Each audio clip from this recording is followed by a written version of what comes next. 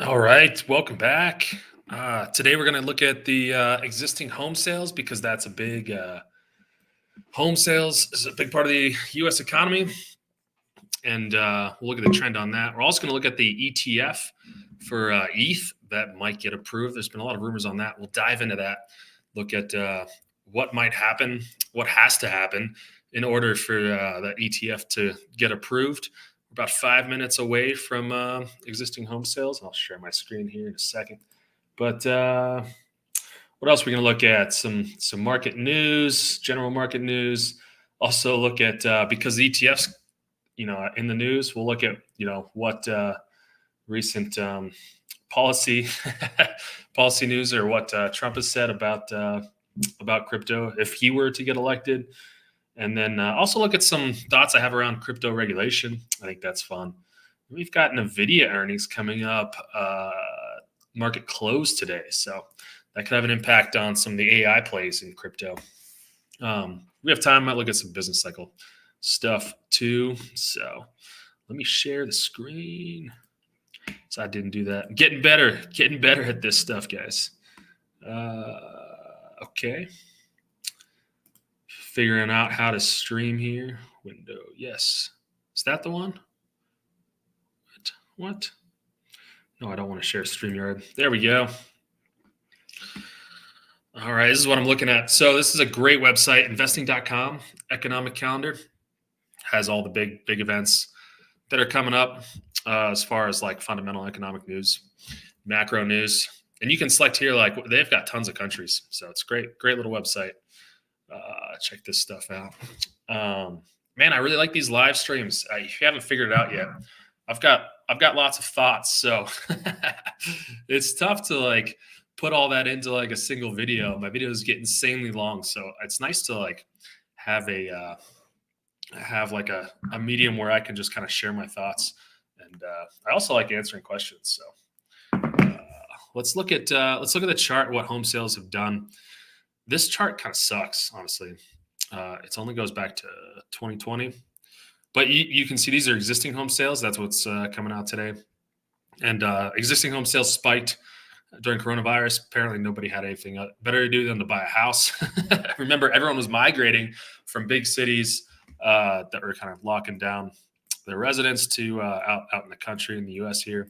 So after that, and then companies were doing a lot of work from home.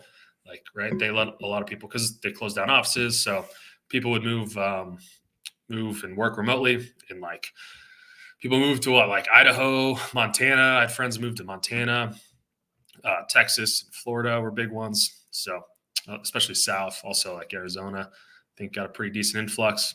But you've seen existing home sales just kind of dive here. The other thing that happened, you got to keep in mind that supply during this dive here was really low.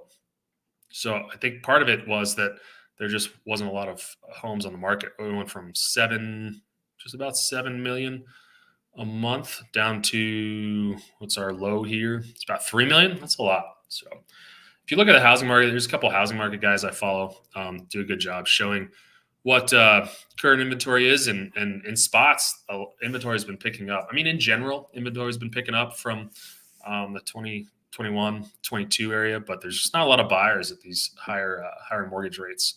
So I think there's going to be some downward pressure on pricing. In some markets you see it, some markets you don't. Midwest and East Coast, you don't really see it. So it's kind of interesting. It's like the housing market's evolving, but housing market is one of those leading indicators for the stock market. So what's up, John? Thanks for being here, man.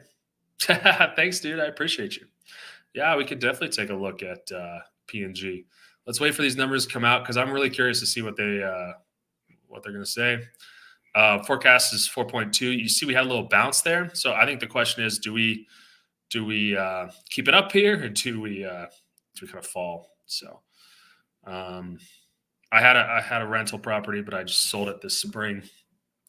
So it does hit home to me.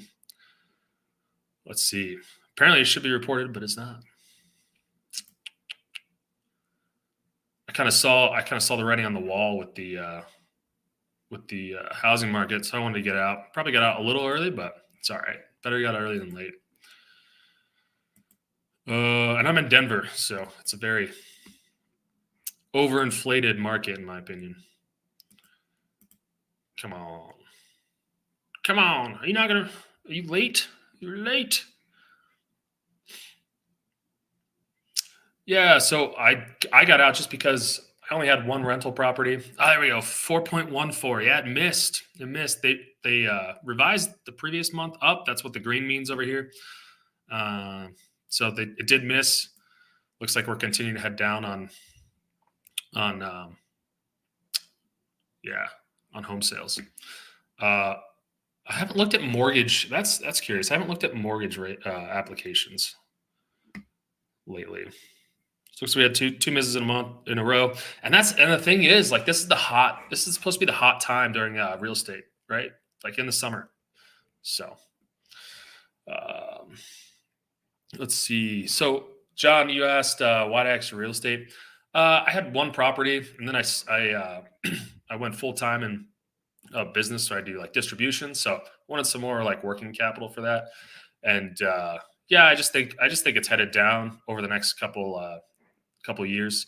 Supply's increasing, like I said, and I do, like, on the macro, I do think we're going to see some sort of recession in the next year or two. So, in my opinion, and I do think rates are going to drop. I think this inflation's a bounce. So I think there's going to be buying opportunities. And the other thing is I enjoyed the rental. The guys I had in there were great. I don't think I could have asked for a better rental property as far as like the guys I had come through there. But I would rather get into a multifamily project just because I think the managing and margins of it are a little better. So those are the two reasons. Who knows if I'm end up doing that, but that's at least my goal. So yeah, let's look at mortgage applications,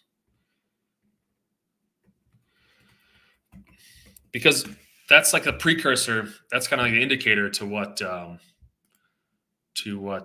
housing market is going to do, right? How many people are applying for mortgages? I got to subscribe to that.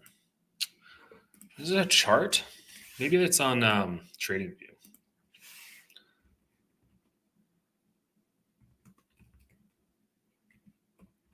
Mortgage applications. Let's go to bonds economy, maybe. There we go. MBA. That's pretty steady. Yeah, that's not bad. That is not bad.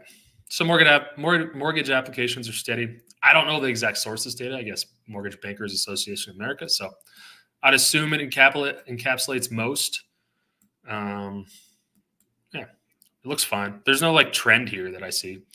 So people are still applying for mortgages. That's a good thing. It's a good thing. Stay bullish. Well, I don't know bullish, but thanks for smashing the like, guys.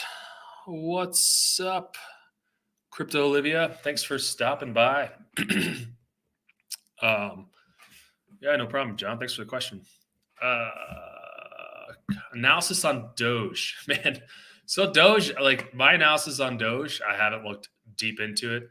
I actually have a good story about Doge. I had a buddy who bought he bought I don't know what it was. I think it was like $5,000 of it or something when it was worth, next to nothing. And then he lost this was like, 8 years ago or something. And then he lost the password for it. He couldn't find his password for his wallet. And he was freaking out because he knew it was worth like $100,000 or something when it spiked in the last cycle. And he finally found it. So I was trying to convince him to sell at the peak of the last cycle. And he was like, no, man, no, I'm going to let it ride. I was like, dude, sell it. Take the profits. But my analysis of Doge is like Doge's price is directly correlated with it's a meme coin. So fundamentally to me, it's just about the number of people who are going to buy it. And that depends on how frothy the market is and how many people the marketing of it, right? Like how many people are talking about it on Twitter or YouTube or whatever. And that'll drive up prices. And of course, if Elon says something positive about it, then it's gonna it's gonna spike again. Like that. Like that's my analysis. I mean, it's a prominent meme coin, so it's gonna act like a Pepe or something like that. And when the market gets good, it's gonna go up. But I don't think it's gonna like hit crazy prices unless you get some big influencer or like Elon talking about it, right? Like if Elon integrates it in Tesla again, like maybe it'll go crazy, but I just don't see it. I don't know. Maybe he might tie it to X somehow, but I thought I heard he would rather do like his own token, but who knows? That guy's kind of a loose cannon sometimes, but he's interesting. So what else we're going to look at? So home sales down. Yeah, home sales down. Missed the forecast. Not by a lot, but it's never good to miss. The ETH ETF. That's right. So the ETH ETF is interesting. Gary Gensler is like super anti-crypto. So it's really interesting. He's the chairman of the SEC. So it's really interesting that they would talk about approving an ETF for ETH, right? It seems like he's been really against it. The SEC has.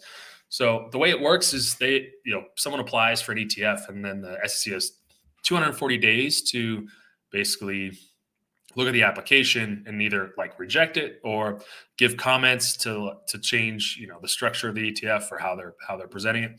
240 days is up for I think it's the first application here coming up the 23rd. So Friday? So he's got to make some sort of decision by then.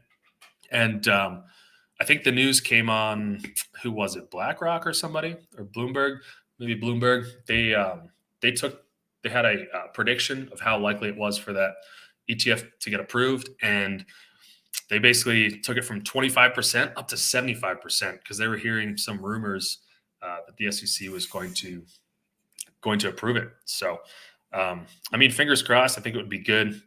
I know one of the applications was returned. They had to say that they were not going to do any staking inside the ETF, with the funds in the ETF. So these are spot ETFs, I'm pretty sure, which actually holds Ethereum. That's how it kind of settles. So what else is interesting about it? Oh yeah, like politically. So I have this theory politically. I don't know if it's right, but it could be a case that after Trump came out and said all these positive things about crypto, I think he was a little standoffish, was my take, because he didn't want to like commit to doing anything in particular.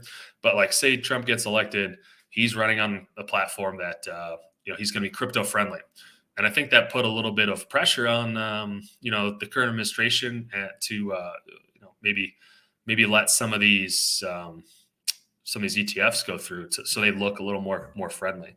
But it was I think a smart, brilliant move by Trump to do that, and I think it's good for crypto. I mean, really, what we want in crypto is a government that doesn't step in and squash it. I think regulation is. I do think regulation is pretty good, but we'll talk about that in a second. I want to look at this tweet first. So yeah, it's a really good tweet. So 19B4S is the exchange rules change, and that's the application that's on the docket for Friday and needs to get comment. And then they have to approve. So after that, if that's approved, they still have to approve the S1s of each of the ETFs that have applied. I think Fidelity's one, BlackRock, and there's a couple others that I hadn't heard of that are applying to put out the ETH ETF. So it's not, if it gets approved on Friday, it's not going to hit the market. I don't think it's going to hit the market on Monday. There's no deadline for the S1 to be approved. And, probably what would happen is, maybe some of those, maybe the SEC looks at them and they say like, we want this to happen in the ETF, or like, we don't want any staking. So everyone, you have to put in like no staking into your S1 registration. And kind of like Fidelity. I think Fidelity had to do that. So interesting. We'll see what happens. But it might be one of those things where you like buy the rumor, sell the news, right? Everything kind of pumped on the rumor yesterday and the day before. But let's look at what Bitcoin did. I'm curious now. So the first Bitcoin ETF, actually, like I don't think people understand, or like most people realize that the first Bitcoin ETF was actually approved, 2021. It was BITO, but it held futures. It held Bitcoin futures. I guess if you're a big crypto guy, you would know that. But let's see. But the first, well, we can just look at BTC. But the first spot BTF, the one that actually started tracking the actual price of Bitcoin, was it January 11th? Yeah, 2024. Let's see what Bitcoin did leading into that time. So I forget. But I remember there's lots of news. This is market cap. This is good enough, right? Token supply is not changing that much. Let's get rid of this. SPY. So we are January 11th. So you saw that. That's probably the rumor there. I'd imagine that's the rumor on the 8th. And then on the 11th, a little big move. On the 12th, Bitcoin tanked. I remember that. Yeah, there's a little bit of a correction. Now, like, I don't think that's necessarily going to happen this time with ETH. It could, but I think we're a ways out, right? Like, it's not going to hit the market on Friday, I don't think. So, and then you also got to think like, what's part of the, what do you call it? What kind of like, where were we at in the market here for crypto, right? It wasn't like we're still in the bull phase here, but it wasn't like a strong part of the bull phase like over here. So might see like a little correction and consolidation, but I do think it's probably going to act like this, right? I think it's probably going to be a buy the rumor, sell the news thing, because a lot of these things are, right? So what else we got? Yeah, Solana could be one that comes in next. That's a good question. Like, what's the next one? I'd say probably another layer one, just because it's things that are similar to Bitcoin and ETH. Back in the day, you would have thought like Bitcoin Cash, but yeah, none of these like non-prominent ones are going to do it. It's going to be like a bigger market cap. Yeah, I doubt we see Binance. It's not probably not going to be Binance in my opinion. Could be XRP.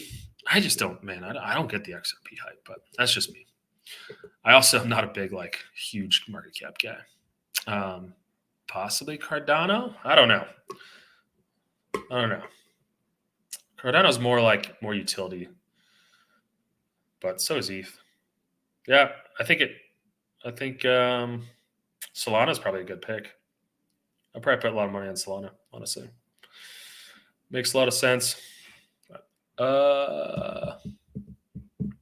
Hey, Pillars. Awesome. Hey, welcome to crypto. Thanks for being here. Wish I started September last year. Yeah, we always wish we started earlier, right? Thanks for the nice words. Yeah, hopefully you can learn a bunch and get take advantage of this bull cycle. But it's interesting to learn. And like one of the coolest things I think about crypto is like every cycle, I have this thesis that like every cycle we get more and more utility because like there's new problems that need to be solved. So we get more and more interesting projects, and like these projects look more like businesses than they do actual, just like cryptos that go to the moon, right? Just these like projects that hold value but don't hold value. You know what I mean? Like they don't provide like any sort of revenue. They're just like, oh, buy this and it'll go up. All right. We're getting more like fundamentals behind each of these projects. They're providing solutions to the whole ecosystem. So what else do I have? Oh, one thing that was interesting. We had S&P volume was lowest had been since 2024. And usually what you see, like when you have, not always, but like sometimes what you see when you have low trading volume, especially in stocks, is like, it's the same for crypto. When trading volume goes down, prices usually start to decline. Now, I don't think that's what we're going to see, but it is interesting. I think people in this case are like kind of waiting for NVIDIA earnings. So I'll be curious to see like what trading volumes do today on the markets. Let's see. Yeah, because macro, like I think the indicators look good, right? As far as what stocks are going to do. we'll take another look at like, I don't know if I reviewed this the other day, but we had on the weekly stochastic RSI. It looks like we're cooling off a little bit on the daily, but bigger time frames mean more. So we had a nice crossover here, and I think we're still headed up. There's a little bit of resistance on the RSI here in the middle. But like if we see good NVIDIA earnings today, we're just going to go, I think we're just going to go north. And NVIDIA earnings are important for like some of these AI plays in crypto, right? Like if I think it's important to watch what NVIDIA does. And the interesting thing about NVIDIA is here are their earnings versus reported since Q2 23. Now, if like they've beat them every time, so not only do they have to beat this this number, what percentage is that? Like quarter over quarter. So they forecasted what 5.14, and they had is it 4.21 last time? So that's a 20% increase on earnings. It's just wild. That is wild. So they're gonna not only have to like hit this number, they're gonna have to beat it. If they hit the number, that's honestly a disappointment. Like Wall Street's not gonna like that. It's not gonna be good. So we'll see what happens. But I think it has NVIDIA has an impact on at least short term on projects like Render, BitTensor, the big cap ones. I don't think it's gonna hit the smaller caps as much. I think if they really beat, they could start to put some enthusiasm in the smaller caps. But if they miss a little bit or hit forecasts, I don't think it'll impact the smaller ones as much. All right, what else we got? Is crypto regulation bad? Is that what's going to do next? Yeah. So thoughts on crypto regulation. So like in some ways it's good, right? But I'll tell you like how I think we got to approach regulation in order for crypto to thrive. So there's some things that like I think could be better in crypto just on all my research. Like we've gotten better. The great thing about crypto is it like really hasn't been regulated for years, and it's been around for 14 years now or something? No, longer than that. Yeah, about 15 years. But like the problem that crypto has is that when you look at these projects, we've gotten like more transparent, which has been great. The market has driven crypto projects to be more transparent. I love DeFi. It's probably one of my favorite things coming from last cycle. But last cycle, people would just throw out these ICOs, raise tons of money on hopium and nothing, like these roadmaps that didn't really exist, right? Like you couldn't tell who was actually serious or not. But the market like said, like the projects that stick to their roadmaps, the projects, that actually have a problem to solve are going to do better than other projects. Like that's clear. That's like business fundamentals. I don't think the transparency thing was super clear, but what you've seen is a lot of these bigger projects, they have guys, they have influence and backers that come from VCs. Like Sequoia Capital is a big VC, for example, and they've started backing some crypto projects. And then you just get guys naturally coming from finance into the crypto space, and they realize that like being transparent about your token, like things about your project, like your tokenomics, what your plans are, and what your roadmaps are, actually instills confidence in investors. But what I would like to see is more, more like reporting around what kind of fees they're earning.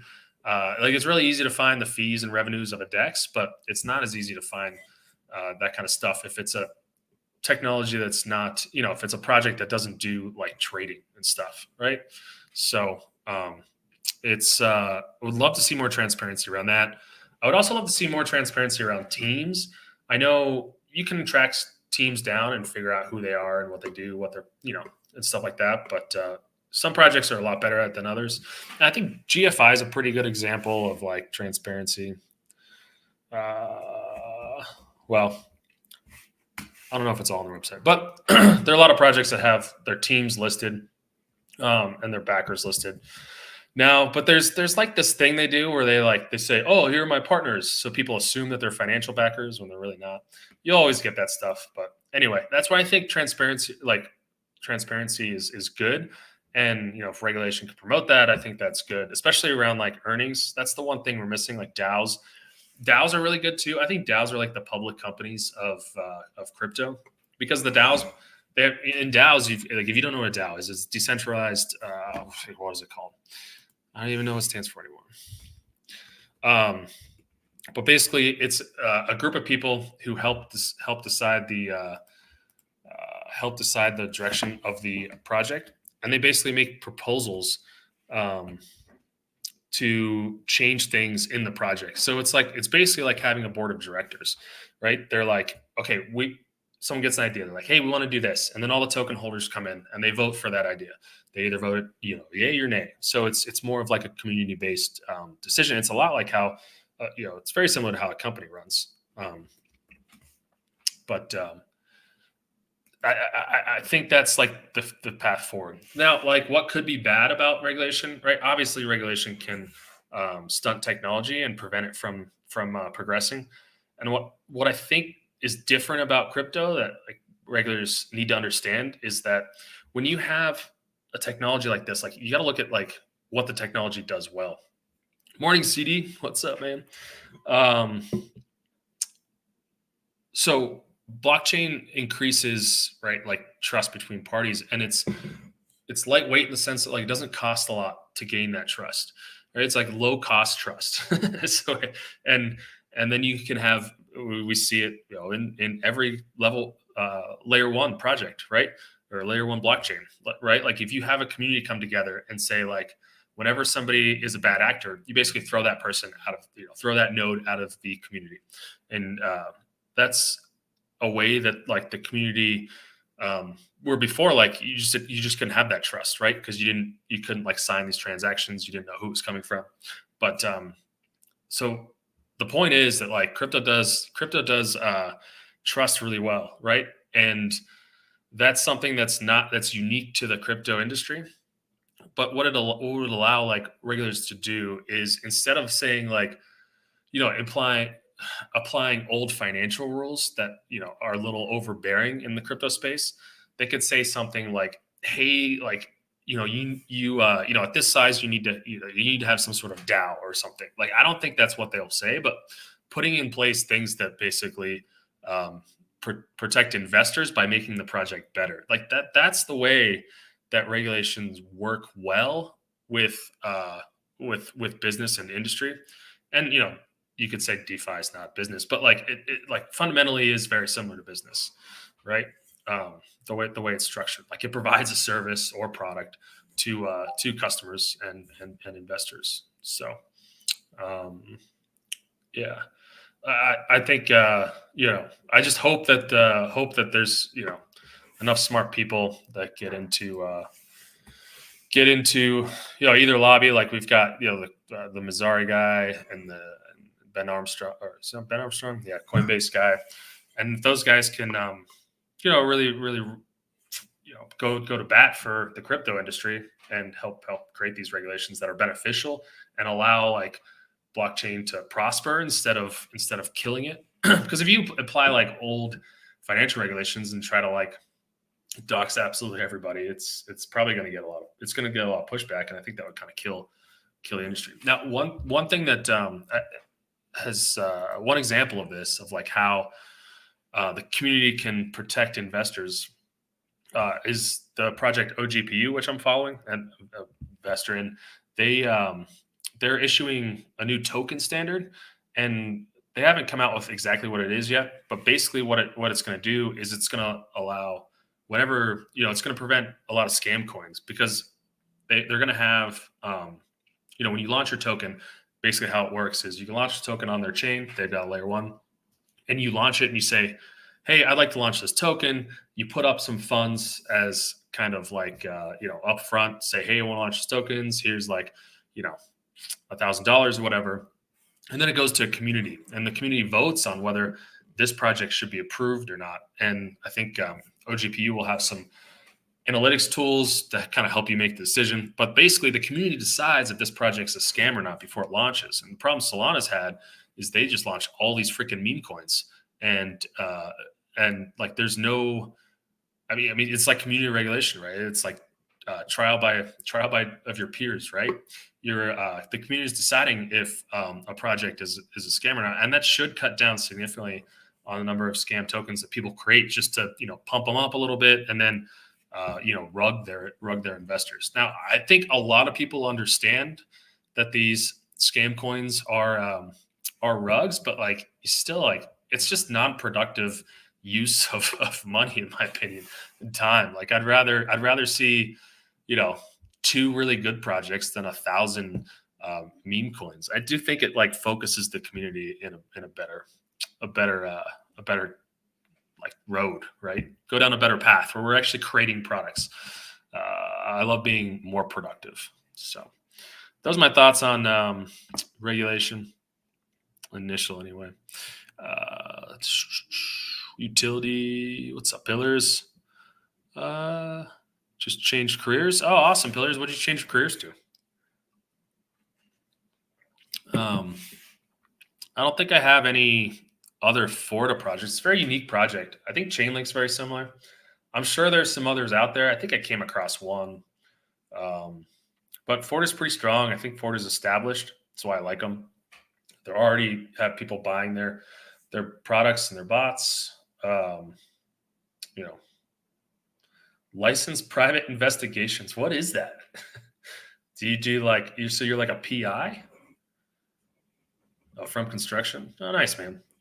I worked in the oil field for years, so I feel like we had a lot of construction people come through, and I feel like we're very similar. So it's tough, but like it can be tough work at times. But it's such a good experience. Met so many people, and yeah, it definitely taught me to work hard. Alt season. I have a note here. Alt season strength. I want to go over alt season strength, I guess. What are we looking at? Oh yeah, that's right. Let's go back to the Bitcoin dominance.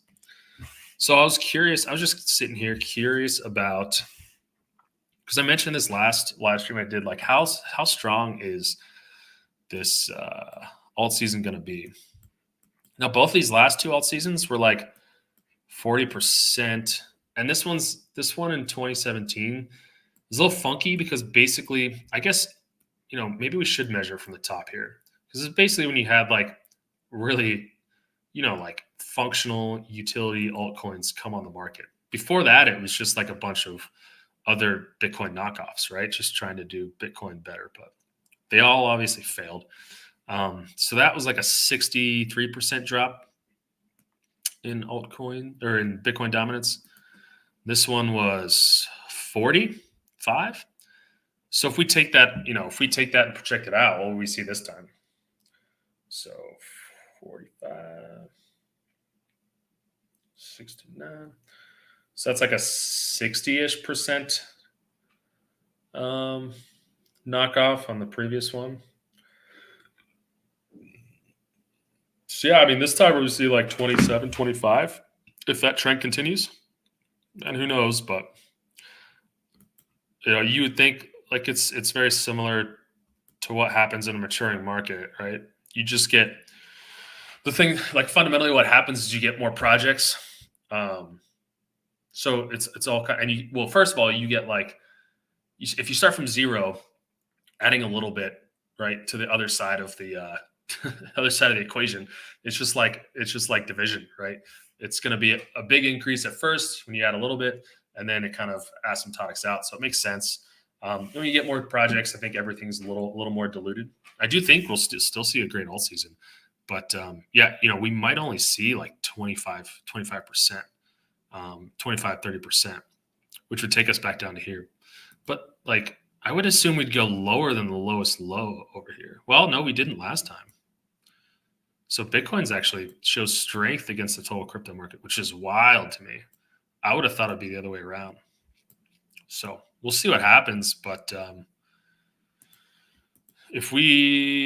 so it's how far is it? That's a 30% decline to that previous low during the last bear cycle.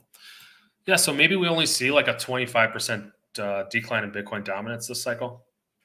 I think I mentioned last time I'm probably going to be looking to, I'm following a bunch of different risk on indicators and even some of the economic indicators, leading coincident indicators. So I'll use those as decision points too. But I'll probably start selling, exiting around 20% down.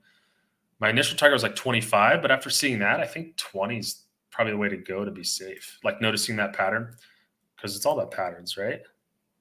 Yeah, that's wild. I can't believe that. I would have thought it'd been opposite, but total market cap, that's interesting. So my total market cap, I'm unsure, to be honest. It was higher. It was higher. I think in order to look at it, we got to draw fibbies, draw some fibbies.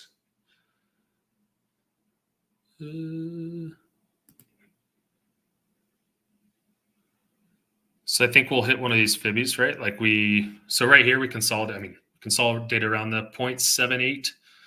That's 2.5 trillion. Yeah, so the next one would be 3.6. 1.4 has been a big one in a lot of crypto projects I've looked at. So we could get up to there.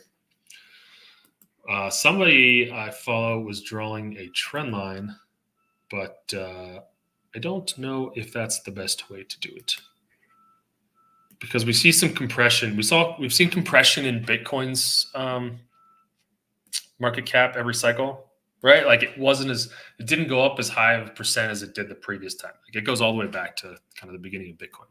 If we just drew the if we just drew the trend line, we would be, it depends on time, right? We went into winter of next year or spring of next year. We'd be somewhere around 1.6. But I think we're going to be lower than that, honestly. This is total market cap. Let's look at like altcoins, though. That's the one I care about. Others is everything outside of the top 10 cryptos.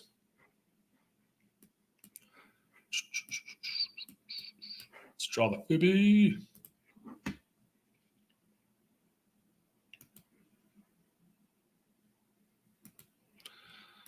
All right. So this would take us up to 1.414 would be 670 billion. I could see us getting there.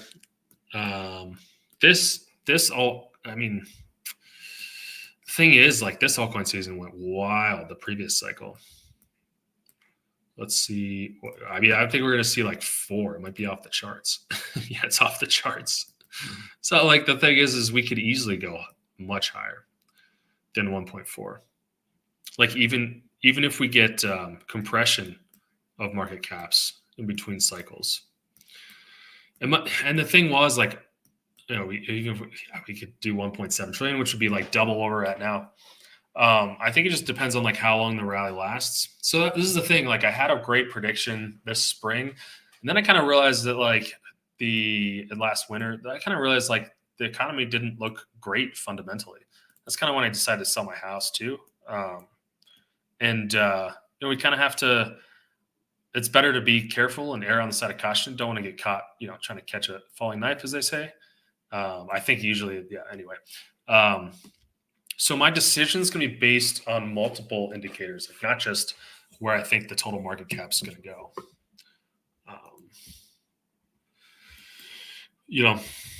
That's a safer way to do it anyway. That's how I should be doing it, regardless. But if we do the trend line again, yeah, you can see like we could easily hit the 1.68, and if it's crazy and like the economy stays good till next winter, then 2 is in play. 2 is totally in play. The only thing I think that could break this is if break this trend line is if we see it's only 2 points, so it's not a great trend line. You can say 3, but that's the one bull cycle, so it's not a great trend line in my opinion to use. We could break it like if, say, fundamentally there's a lot more projects on the blockchain and a lot more problems being solved. So it's totally plausible that we get into a situation where like there's just so much functionality being created that the market fundamentally justifies significant more investment than it did the previous cycle. But I know I'm more of a, like, everyone calls me a bear, but like, it's just being honest. Like, that's what I see. Like, if we don't, if we don't start taking off here soon, the next couple of months, I'd be a little worried about getting up there. But one pattern I like here, look at this. If you want to kind of understand, like, if you're curious, like, where we are in the bull cycle, like, look at this. Look at this. This is bullish divergence, right? And we're still on that path. We bounced off this trend line. And then you can see, like, what happens is this shows it so well. This is so good. This is such a great example. You can see we didn't even peak out on price when we hit our max on the RSI. We didn't peak out in price here. This is market cap. It's the same thing. Pretty much the same thing for crypto, right? Especially in shorter time frames.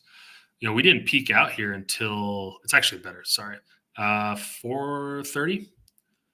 That was in May 10th, 2021. The RSI peaked in February. So it's crazy that, there are these tools that tell us ahead of time what could happen. Now, we don't always see this. I think there was like one case where I saw, looking back through historical data, one case where I saw that the S&P 500 didn't show the diverging RSI on a weekly level, but it's wild. Like, most of the time it's there. Almost always it's there. And that's the thing. Like, if the S&P didn't show it, other indicators showed it. So, like, the other indices showed it. So, you've heard 6 to 12 trillion. Yeah, nobody really knows, man. I think that's way too high. Because let's ask. You gotta, like, what's the total? What's the world? Like, the money has to come from somewhere, right? World trade in dollars. Like, what percentage of that is the world dollars? That's what I'm curious. There's probably a better word for it. Come on. Why aren't you loading? What's going on? How much is world GDP in dollars? Now, there's probably some other things. There are some other things not included in GDP, but that's a pretty good measure. All right, we'll have to use Gemini. I don't like Gemini. But Perplexity is not working. 100 trillion. 100 trillion. That's a big number. That's 2022. What the fuck? You can't give me data from like 2024?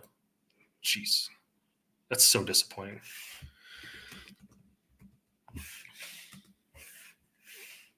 World GDP in 2024. I mean, at least give me 2023. Oh, hold on. Brave was coming up with it. That's cool, but I want world GDP. Okay, that's pretty chart, but what's world GDP? World GDP. Stop it. I guess the point is you gotta. Okay, this is frustrating. I thought it'd be an easy answer. The point is, like, what percentage? We'd have to say, like, what percentage of the world GDP is going to make it into crypto, and just think, like, do we think that's reasonable? I mean, that's how I'd look at it. Like, I think 12 is too high, but I could see 6. But that would be wild. That would be absolutely wild. Let's go back to the total crypto market chart. Yeah, because we're only at like 2 trillion now. Last cycle. So if we just went off last cycle, like I said, I think history shows these cycles get a little muted each time. But it's still huge, right? Like, this is that's the wrong direction. That's the wrong direction. From the bottom of last bear cycle, previous bear cycle to this bear cycle, 2,900% increase. That's huge. It's huge. 2,900. Times, where was the low of this one? 800, say 800 billion? 745. We'll do 750. I mean, that is 21 trillion. Yeah. Okay. Fair point. I could see that. Even if it got cut in half, like we could hit that. All right. Changed my mind. But that's still like, what percentage of that is the world's GDP? Let's see if Perplexity's fixed itself. Oh, never mind. It wasn't just me. All right. We might not get the answer this time. I mean, chart-wise, though, it's tough. You got to break that trend line. I just don't see it. I mean, maybe like this trend line doesn't hit 6 until 2027. Yeah. I don't know. This cycle seems tough to get there. Yeah.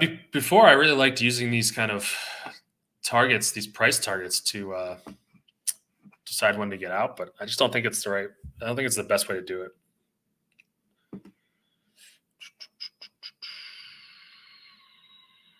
Thanks for coming, CD. Appreciate you, man.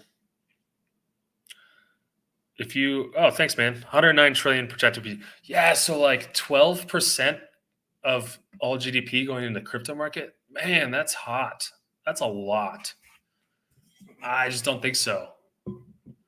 Because as much as I like crypto, you have to think like, where's that money coming from? People still need to pay rent. They still need to buy houses, pay their mortgage. What about at least 70% of people's income is spent on living, on average. So if you bullet pointed your top 5 indicators to gain a fundamental understanding for crypto altcoins, what would they be? Oof, I haven't thought of that. Top 5? I don't know if I give you a top 5, but I guess what do you want to understand about crypto, like altcoins? I've started doing some educational shorts on my channel. I've got like 3 coming out this week. One dropped last night, but I think the best things to understand market movement, total market movement, like macro. I mean, I think that's just understanding to me, it's just understanding macroeconomics, right? Because at the end of the day, crypto is a risk asset. That's what it is. I know a lot of people think it's a store of value and, it'll be around forever. That's not what I meant. Like Bitcoin's a store of value. It's going to be the new money transfer. And I just don't see being the new money transfer until it kind of is less volatile, which could happen. If you want to understand what's going to happen in the crypto market, I think you have to understand what's going to happen to stocks, other risk on assets. So fundamentally what that entails is what state, that's a good question. That leads into business cycle stuff, which I was thinking about talking about today. So the business cycle is like the theory of how the entire economy moves. And the backbone of the business cycle says basically the business cycle is the business cycle. Like the Fed is just kind of a cheerleader to what the business cycle does. And at the end of the day, the business cycle is going to determine when we have booms, busts, and recessions, basically, right? So the business cycle has 4 steps. Economic growth, when things start to increase. Think after 2009, I think this was probably 2010, 2011 time period. And things start picking up, wages start increasing, consumer spending increases. That usually is a good boon to the stock market. Profits at companies start going back up. Then you hit kind of a peak where everyone's very happy for a good period of time. That's probably been since 2013. Everyone's doing really well until 2020 when we had the coronavirus pandemic. But that's kind of a black swan, right? And then you start to have contraction. And contraction is kind of where we are. We're kind of in the beginning stages of that, where you see some of the economic indicators start to go down and start to erode and decline. And then after that, you see the trough, and that's the recession. That's the bottom. But what matters for risk on assets is liquidity, basically, like how much money's in the system. And right now we're a little tight. The dollar's high, interest rates are high, so it's putting a restriction on the economy and taking dollars out of the system, basically. So the Fed will reverse course when inflation drops or employment starts to increase. And for a brief period of time, that'll make markets very excited. It'll add more dollars into the system. And internationally, there's a name for this in like Europe. Countries have this name for when the dollar goes down, because it makes financial conditions a lot easier for them. And when that happens, I think we'll see risk on assets, stocks, and stuff do really well. But like if you look at, and like just to prove this, let's pull up the S&P. Like if you look at what crypto's done, this is total market cap of crypto. It follows stocks pretty closely. I think the only time we had it disassociate was right here, right before coronavirus. We had this liquidity crisis in 2018 in the U.S. economy, and then I think the Fed stepped in and resolved it. But other than that, yeah, crypto goes up, stocks go up. Stocks go up, crypto goes up. And I think if we change this to a logarithmic scale, we'd see kind of the same thing. So that's how I look at the crypto market. When you look at when you're looking at project viability, I'm doing a video on this, but it all comes down to me, it all comes down to the consumer. I mean, there's other things to look at, but are users using the product? Like it's just like a business. Like if it's not going to get used, it's not going to be a viable product, in my opinion. Like it might be a meme coin, like Doge. People use it, but how do you predict someone's going to use Doge? How do you predict Elon's going to come out and say, "Oh yeah, I like Doge. I'm going to buy a bunch of Doge"? I'm sorry, you can't predict that. So that makes it tough, in my opinion. Why'd that get adjusted? Yeah. So. I look at does the project solve a market need? Is it a unique market need that makes it an even better project? But in the case of DEXs, a DEX has, basically just swaps out tokens on their, usually for a certain chain. They earn fees off that. It solves a market need. Most of them aren't unique solutions. Now I think Velodrome and Aerodrome are different. Because they have some good technology. Uniswap X is coming out with some good technology too. But they solve market needs, so they have customers. So that's one of the biggest things I look at. Now you also have to look at tokenomics, but the reason I don't say tokenomics the reason I say customers are the only thing that matters is because you could have terrible tokenomics, and if you have enough customers, it doesn't matter, right? Because you're bringing enough revenue to make up for that, or enough fees to make up for that. So you do have to be careful there. Obviously a project that's run well and has lots of customers, they usually understand how to run their tokenomics. So usually goes hand in hand, but I would never make that assumption. Definitely check out tokenomics. And yeah, anyway, those are the big things I look at. Having good backers is good too, but that also waterfalls down into tokenomics, into the customers. If you have good backers, good VC firms are very active with their investments. They'll advise their they have really experienced staff that will advise their projects on what they need to be doing to be successful. Because a lot of times they focus them, right? They focus them on being a successful company or being a successful product. And a lot of times, it's founders get distracted. They start working on things that don't matter, or they're not the most important thing to work at any given time, right? When you're in growth mode, there's you got to get the product out. You got to get people using the product, and it's easy to get off on tangents. I think sometimes for some founders, and when you do that, you kind of miss the boat. You can be too late to deploying.